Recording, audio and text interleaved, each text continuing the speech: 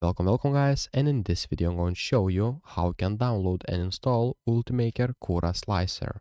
So basically what you'll need to do is open up your browser and type Ultimaker space Cura and click on the first link. Make sure it is the official website ultimaker.com, and now you'll see the blue button right here where it says download for free.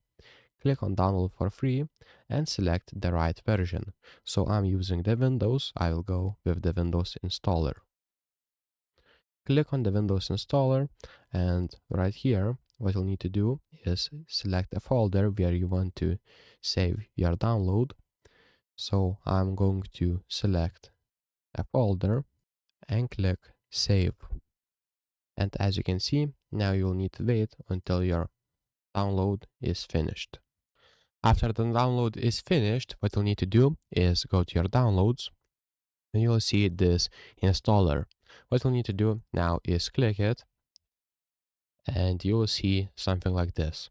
Now you just need to click next, then read some license agreement and click I agree. Now you'll need to select where you want to install your Ultimaker Cura and click install.